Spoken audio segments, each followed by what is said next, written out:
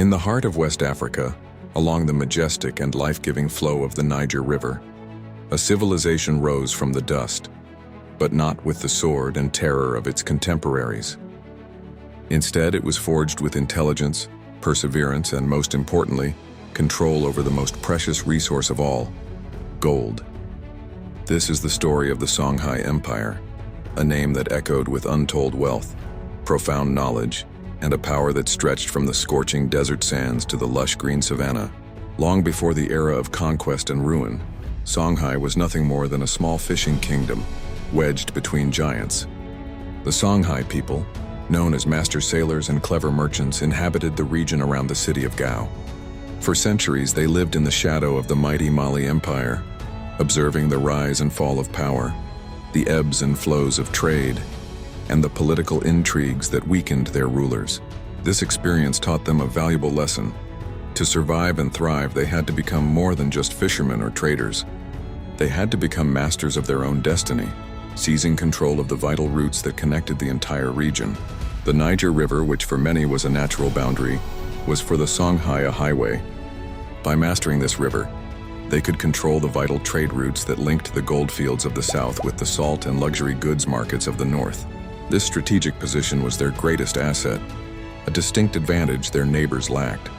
They waited patiently, honing their military and administrative skills and gathering strength, waiting for the opportune moment to break free from the dominance of the Mali Empire, which was slowly weakening due to internal conflicts and power struggles. In the second half of the 15th century, as the Mali Empire began to fade and its power waned, a new leader emerged from the city of Gao. He was an ambitious, intelligent, and uncompromising figure, a tireless military genius. He wasn't just a king.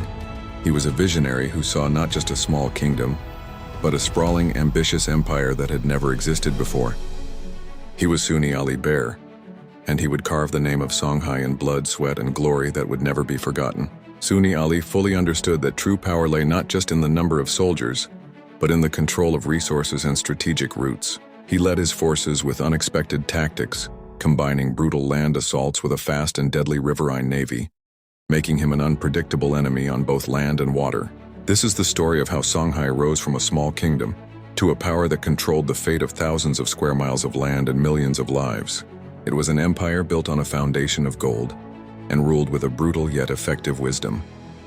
This was the beginning of a new chapter, where ambition and opportunity converged to create one of the greatest powers Africa has ever known. With Sunni Ali Ber at its helm, the world would soon learn that in the heart of this continent, a new force had risen, ready to dominate the rivers, the deserts, and the destinies of all civilizations around it. Sunni Ali Ber was not a conventional leader who relied on heritage or tradition. He was a ruthless pragmatist, an unyielding and brilliant military mind, driven by a boundless ambition to free his people from the shadow of the Mali Empire. In 1464, he seized the throne in Gao and immediately began a series of aggressive military campaigns. His goal was simple: to build a solid foundation for the Songhai Empire. His methods, however, were far from simple. He was a master strategist who believed the end justified the means, no matter how brutal. Sunni Ali was known for his incredible courage on the battlefield, leading his troops from the front, but also for his fearsome reputation as a sorcerer.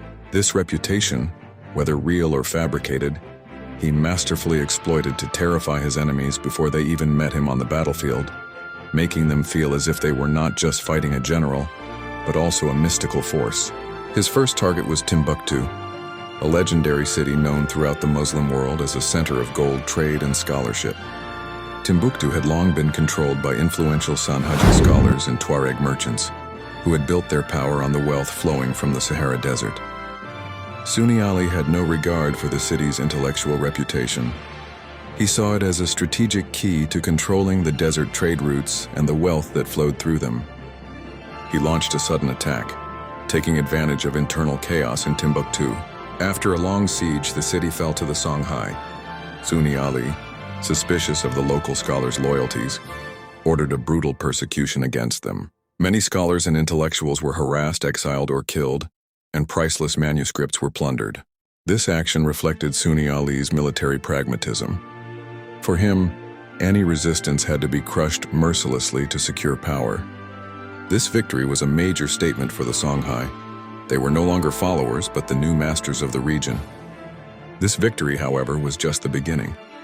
Sunni Ali then turned his attention to Jenne, another prosperous city in the Niger River Delta. Jenne was a powerful trading fortress surrounded by difficult-to-cross marshes, making it a much harder target than Timbuktu. For 7 full years, Sunni Ali laid siege to Jenne, an unrelenting siege that demonstrated his unshakable resolve and patience. He built a river fleet that he used to blockade the city, starving its inhabitants until they surrendered from famine. Finally, Jenne capitulated, and with the fall of this city, Songhai gained control of the 2 most important economic hubs in the region. The victory over Jenne gave Songhai complete control over fertile agricultural lands, the main trade routes connecting north and south, and the network of smaller cities that were an integral part of their power. With a series of brilliant conquests, Sunni Ali succeeded in consolidating more than 30 different kingdoms and territories into his new empire. He wasn't just a conqueror, he was an architect who built a solid political and military foundation that would sustain the Songhai Empire for decades.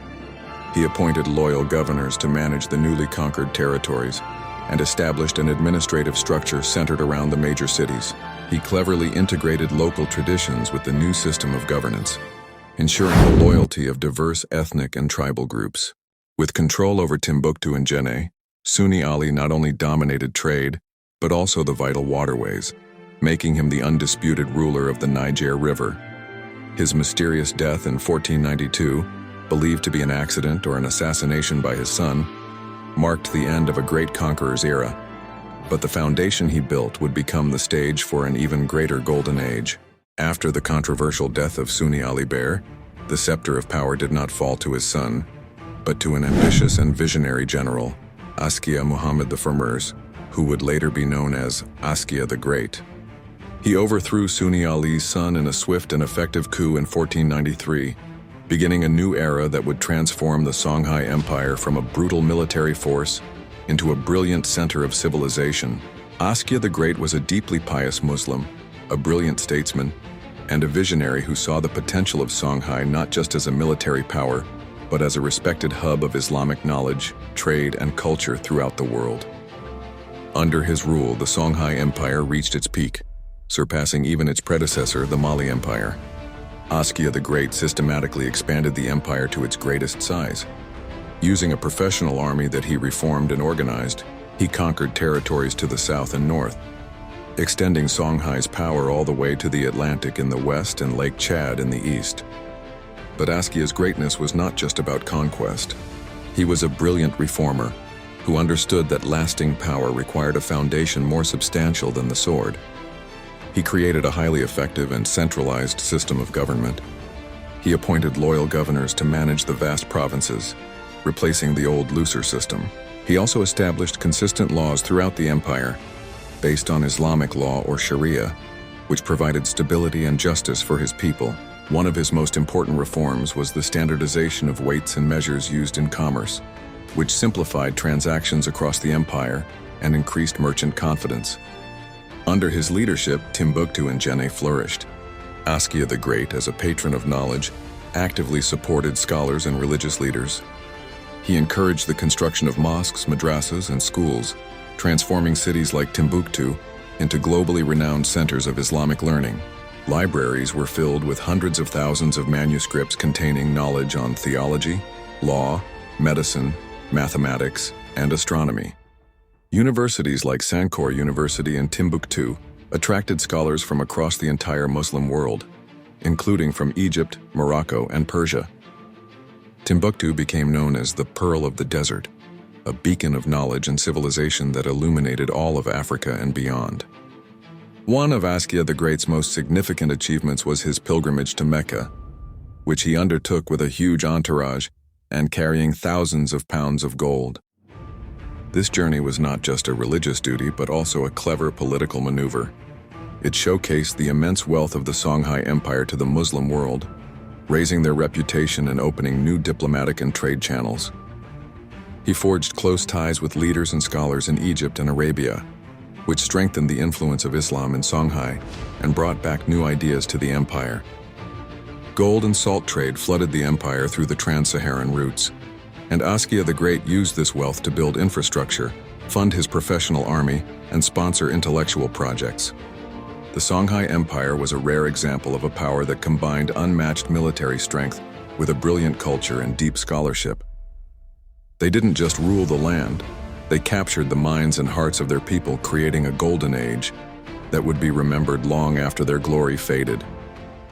The peak of the Songhai Empire's glory, built with blood and gold by Sunni Ali and perfected by Askia the Great, could not last forever.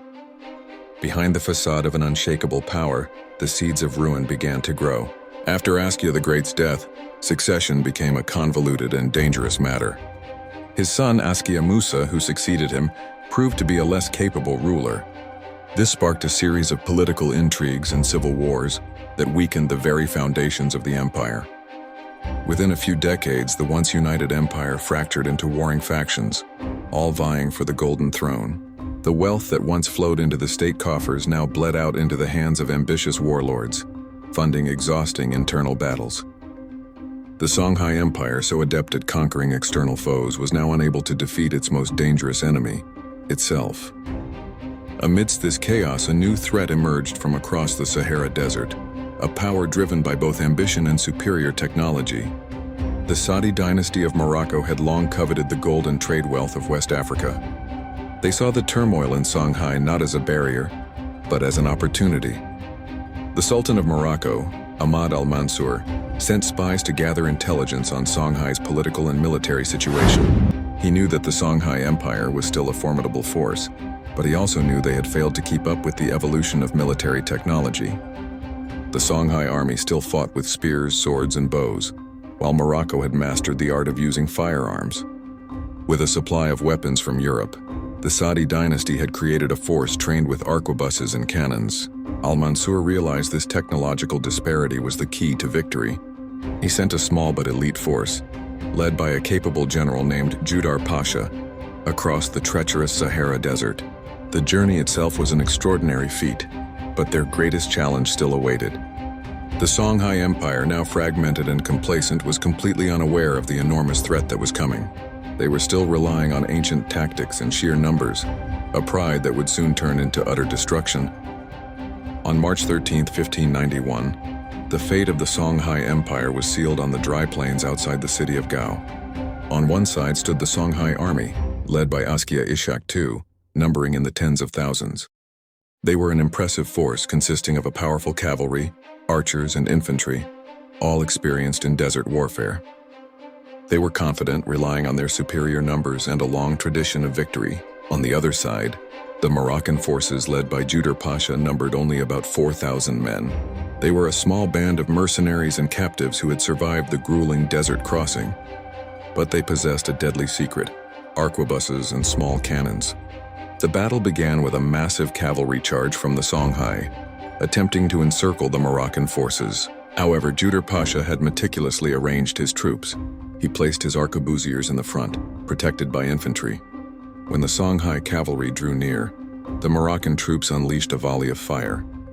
The deafening sound of cannons and rifle fire, a sound never heard before by the Songhai, sent their army into a state of panic. The Songhai horses, unaccustomed to the loud bangs, went wild and turned back, trampling their own troops. Chaos erupted within the Songhai ranks. Their proud cavalry now became their greatest threat. Meanwhile, the well-trained Moroccan marksmen continued to deliver deadly volleys, felling helpless Songhai soldiers. Within a short time, the battle devolved into a one-sided slaughter.